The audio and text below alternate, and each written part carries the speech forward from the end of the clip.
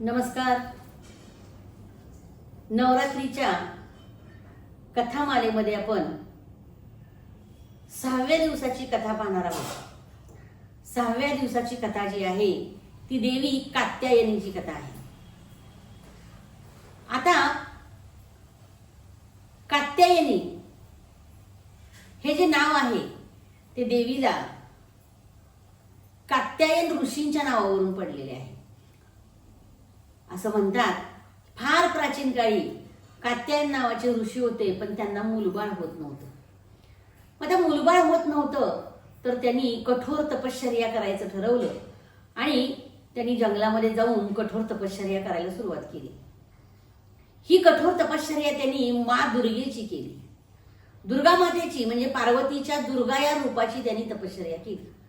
प्रार्थना करायला सुरुवात केली की मला मूलबाळ हवं.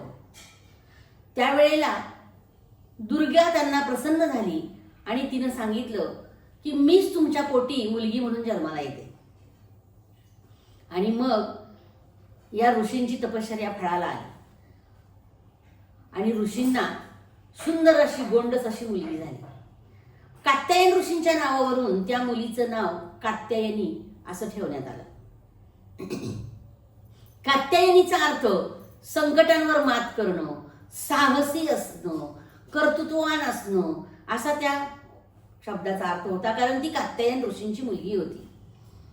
ऋषींनी जी तपश्चर्या केली जंगलामध्ये ती तपश्चर्या म्हणजे तपोद्वंद्व सहनम, म्हणजे तप सहन करणं. तप म्हणजे दुःख सहन करणं, त्रास सहन करणं, अडचणींवर मात करणं. यासाठी साहस लागतं,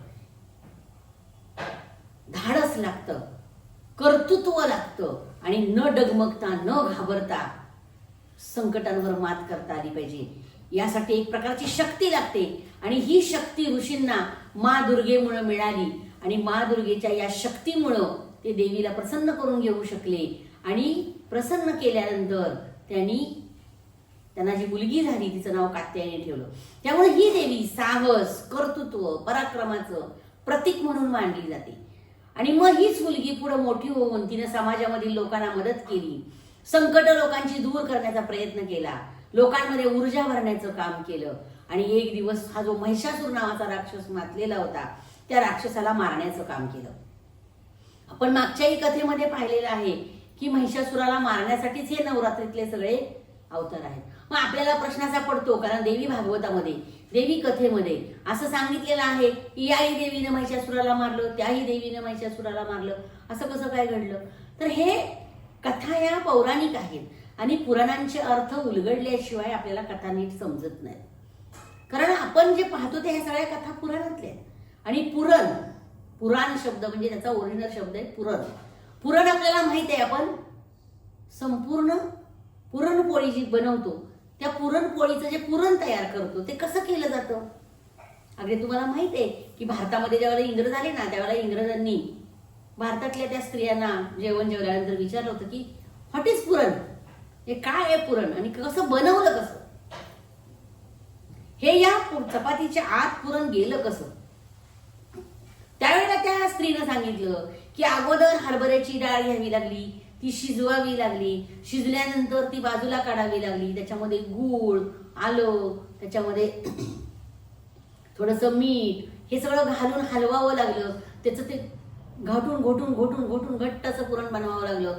नंतर ते बारीक करून घ्यावं लागलं पुरण यंत्रामध्ये आणि नंतर वेगळी एका बाजूला कणिक म्हणून घ्यावी लागली. मग त्या कणकीच्या गोळ्यामध्ये ते पुरण भरलं, ते पॅक केलं आणि मग त्याची पोळी लाटून ती पोळी केली, त्यामुळे ते आत पुरण गेलं. मग हे पुरण कसं तयार झालं हे पाहण्यासाठी त्याची फोड करावी लागते. त्यावेळेला आपल्याला कळतं की हे पुरण असं तयार झालं आणि म्हणून ते गोड लागतं. तसं या पुराणातल्या ज्या कथा आहेत त्या कशा आहेत, त्याच्या पाठीमागचे भावार्थ काय आहेत, त्या का तयार झाल्या होत्या किंवा काय घटना घडल्या होत्या हे सगळं फोडावं लागेल. आणि फोडल्यानंतर त्याचा रूपकार्थ आपल्याला समजला की त्यातला गर्भितार्थ, त्याचं म्हणणं काय आहे हे आपल्याला कळेल. म्हणून या ज्या पौराणिक कथा आहेत ह्या पौराणिक कथा समजून घेणं गरजेचं आहे. त्यामुळे या नवरात्रांमध्ये देवीचा जो उत्सव होतो, या नवरात्री असतात, ह्या नवरात्री ह्या 9 शक्ती मिळवण्याचे दिवस आहेत. 9 दिवस 9 प्रकारच्या शक्ती मिळवणं आणि या शक्तीच्या साह्यानं त्या महिषासुराचा वध करणं. महिष म्हणजे तुम्हाला माहिती आहे, महिष म्हणजे म्हैस आणि महिषासूर म्हणजे रेडा ज्याला म्हणतो ना आपण. महिष म्हणजे म्हैशीचा पुत्र, तो महिषासूर. आता हा आपण शब्दफोड केला, पण तो महिष कसा असतो, तर तो नुसता खाऊन पिऊन माजलेला असतो आणि मुसांड्या देत फिरत असतो, याला मार त्याला मार हेच करत असतो. ही वृत्ती आहे, ती महिष वृत्ती आहे माणसाकडं, खाणं पिणं आणि दुसऱ्याला त्रास देणं. आणि ह्या वृत्तीचा हा असुर त्या काळामध्ये म्हणजे माजलेला होता, म्हणून त्याला महिषासूर असं म्हटलं गेलं. आणि मग त्या माजलेल्या अवस्थेमध्ये त्याने लोकांना खूप त्रास दिला. आणि ही वृत्ती समाजामध्ये आजही आहे महिषासुराची. खायचं प्यायचं आणि लोकांना त्रास द्यायचा, उन्मत्त व्हायचं, मदमस्त व्हायचं आणि लोकांना त्रास द्यायचा. आणि मग याला मारण्यासाठी नुसतं लोकांनाच नाही, स्त्रियांनाही त्रास देण्याचं काम आजच्याही काळामध्ये चालू आहे. एवढा प्रचंड काळ निघून गेला तरी आजही स्त्री खरंच समाजामध्ये सुरक्षित आहे का? नवरात्रीचा उत्सव आपण एवढा दणक्यात करतो, पण खरंच समाजामध्ये स्त्री तेवढ्या ताकदीनं सुरक्षित आहे का? आजही आपण समाजामधल्या घटना बघतो, खरंच हे बरोबर चाललंय का याचा विचार करणं गरजेचं आहे. हा विचार आपल्यामध्ये आला तर ही महिष वृत्ती निघून जाऊ शकते. निव्वळ पांडवांच्याच काळात कौरव होते असं नाही, आजही दुर्योधना अजूनही ते सत्ता भोगत आहे. अजूनही अशा प्रकारचे दुर्योधन दुःशासन समाजामध्ये आहेत. अजूनही ते समाजाची घडी विस्कटण्याचं काम करतायत. म्हणून नारी शक्तीचा जागर होणं गरजेचं आहे. यत्र नार्यस्तु पूज्यन्ते तत्र रमन्ते देवता असं म्हटलं जातं. किंवा पांडुरंग शास्त्री आठवले म्हणतात की स्त्री ही भगवंताची उत्कृष्ट कलाकृती आहे. का उत्कृष्ट कलाकृती आहे? कारण ज्यावेळी देवानं सृष्टी निर्माण केली त्यावेळेला सृष्टी निर्माण करताना सर्वात शेवटी स्त्रीला निर्माण केलं आणि मग सगळ्या राहिलेल्या गुणांचा मिलाप तिच्यामध्ये केला. त्यात विशेष करून समर्पण हा जो गुण आहे ना तो स्त्रीकडेच आहे. लग्न केल्यानंतर पुरुष नाही पत्नीच्या घरी संसार करण्यासाठी जात. ती आपल्याकडे पद्धतच नाही. मलेशियामध्ये ती पद्धत आहे. मलेशियामध्ये लग्न करून पुरुष स्त्रीच्या घरी जातो. आपल्याकडे जर तो घरी गेला तर त्याला घर जावई असं म्हटलं जातं. म्हणजे समर्पण जे आहे 18-20 वर्ष, आजच्या काळात तर 27 वर्षापर्यंत आईबाबाच्या घरी राहायचं आणि त्या ज्यांच्यावर आपण प्रेम केलं, ज्यांनी आपल्याला जन्म दिला त्यांना सोडून दुसऱ्या घरी जायचं, दुसऱ्या घराला आपलंसं करायचं. ही जी समर्पणाची भावना आहे ती स्त्री शक्तीमध्ये आहे. म्हणून ती शक्ती, कीर्ती, प्रीती, वात्सल्य, प्रेम या सगळ्या गुणांनी खचाखच भरलेली आहे. म्हणजे देवानं राहिलेले सगळे गुण स्त्रीमध्ये भरले आणि याची जाणीव स्त्रीला या 9 दिवसाच्या नवरात्रीमध्ये असलीच पाहिजे. पुरुषांच्या बरोबरीनं काम करणं, खांद्याला खांदा लावून काम करणं म्हणजे आपण पुरुषांपेक्षा मोठे झालो किंवा पुरुषांच्या बरोबरीचे झालो असं नाही. निसर्गानं निर्माण करतानाच आपल्याला वेगवेगळं बनवलेलं आहे. भिन्न भिन्न पिंडे पिंडे मतिर्भिन्ना.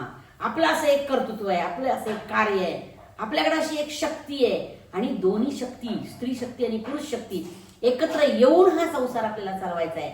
जसा स्वतःचा करायचा आहे तसा जगाचाही करायचा आहे. आणि म्हणून आपल्या या सणांमध्ये आपण बघतो की या नवरात्रीमध्ये नारी शक्तीचा जागर दिला. कारण गरज आहे समाजाला त्याची. फार प्राचीन काळापासून गरज आहे की देवीची विविध रूपं उन्मत्त झालेल्या महिषासुराला, तारकासुराला, नरकासुराला मारण्यासाठी निर्माण झाली. का तर स्त्री सुद्धा काही कमी नाही हे दाखवून देण्यासाठी. कमी नाही म्हणून मग आज आपण बघतो की उन्मत्त झालेल्या स्त्रिया सुद्धा आज समाजामध्ये पाहायला मिळतात. हे चुकीचं आहे. पैसा कमवायला लागलो म्हणजे अतिशहाणपण आलं असं नाहीये. संसार रथाची आपण 2 चाकं आहोत. भारतीय संस्कृतीकडे जग आशेनं बघतंय. जिच्या हाती पाळण्याची दोरी ती जगाते उद्धरी असं म्हटलं जातं. किंवा स्त्री ही दोन्ही कुळांचा उद्धार करते असं म्हटलं जातं. आणि म्हणून स्त्री शक्तीचा जागर होणं गरजेचं आहे आणि तिनं ते केलं पाहिजे. तिनंच ते केलं पाहिजे कारण ईश्वरानं तिच्यामध्ये हे गुण भरलेले आहेत. आणि म्हणून या नवरात्रीमध्ये या कात्यायनी देवीचा या 6व्या दिवशी जागर का अपेक्षित आहे तर साहस, संकटांवर सामना करण्याचं धाडस, नाश करणं, दुष्टांचा नाश करणं, वाईट प्रवृत्तींचा नाश करणं, ह्या गोष्टी या दिवशी या देवीकडे मागायच्या आहेत. तिची पूजा करायची, ती ताकद मिळवायची, ती शक्ती प्राप्त करायची आणि मग महिषासुराला मारण्यासाठी ती स्त्री तयार होत असते. आणि म्हणून या कात्यायनी देवीच्या या 6व्या दिवशी कात्यायनी देवीला आपण सांगूया की हे देवी आम्हाला तू शक्ती दे, आमच्यामध्ये धाडस दे, आमच्यामध्ये साहस दे आणि आम्ही या जगाचं कल्याण करण्यासाठी तसंच मी माझ्या संसाराचं कल्याण करण्यासाठी तरी कमीत कमी सतत जागृत राहीन, सतत जागी राहीन आणि तुझा जागर करत राहीन. एवढंच या कात्यायनीला आपण सांगूया आणि म्हणूया, या देवी सर्वभूतेषु शांतिरूपेण संस्थिता. नमस्तस्यै नमस्तस्यै नमस्तस्यै नमो नमः.